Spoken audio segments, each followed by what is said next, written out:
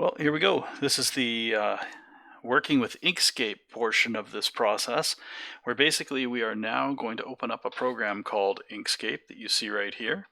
And it is a free downloadable program off the internet that's fantastic. It's kind of like Adobe Illustrator, and it works with the type of file we're going to be working with, which is vector graphics files. So anyway, we're going to import our DXF file into Inkscape in this tutorial. So first of all, you want to find Inkscape on your computer. If there's no icon on your desktop, well, you're going to have to search for it.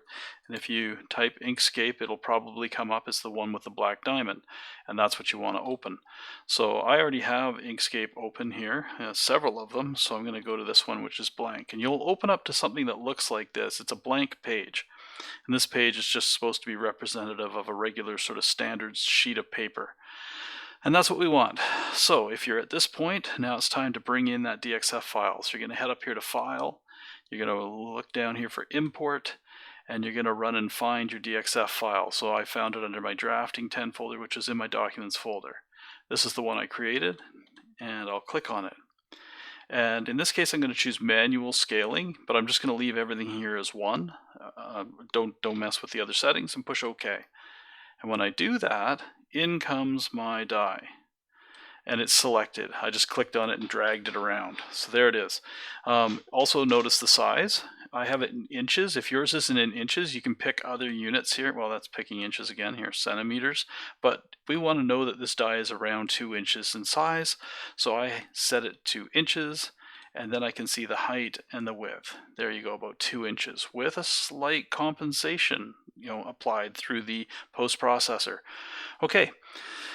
Now, this looks like one die, and I need 6 individual pieces. So what I want to do is, up here is a pick tool. If you ever lose your picking ability, like that's called picking when I select something, you want to go back and pick that tool. So I'm going to pick that tool and pick my die, and then I'm going to right click and ungroup it.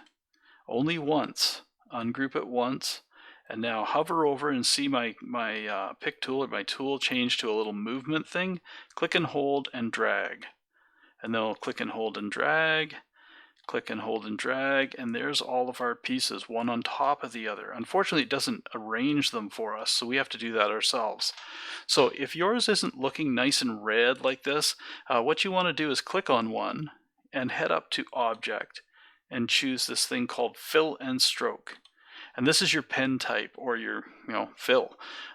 We don't want any fill. There's 3 tabs up here. We're going to move through them. On the fill, hit the X. On the stroke, there, make the red go all the way up to the top. See, it's got this bar that you can move all the way to the top, which is 255 on the RGB spectrum. And then on the stroke style, we're going to go into inches and make sure it's 0.001. There you go. Now that should be made that for all the pieces. And that is a very, very thin line. Like if I zoom in, you'll see. But that is those are the pieces of information the laser needs in order to cut that piece. It needs to know that it is absolutely red. Oh, I'll pick it again.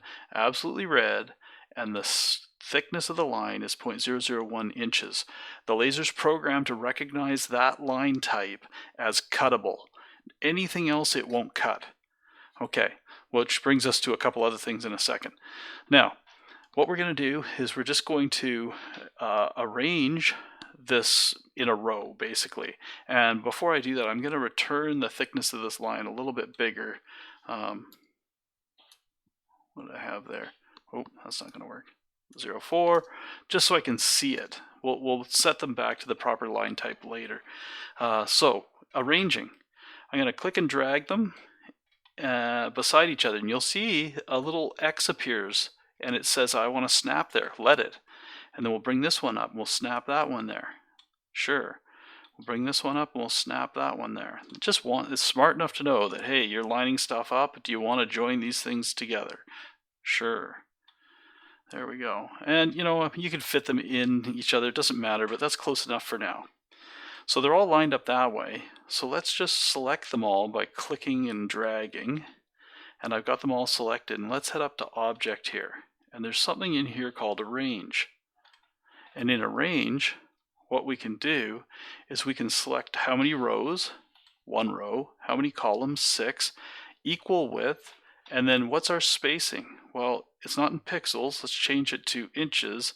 And let's set them to 1/8 of an inch apart. 0.125 is 1/8. There they are. And hit arrange. It will distance them all by 1/8 of an inch. So that's a nice arrangement for getting them set up in the laser. The next thing is, let's change this sheet of paper to the size of our laser bed.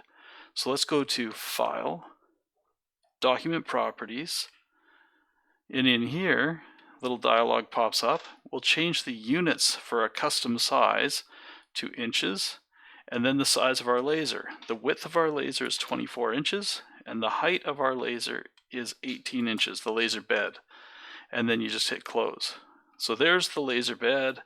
Here's our die. I'm going to surround all these again by clicking, holding, and dragging. And then I'm going to right-click and group them.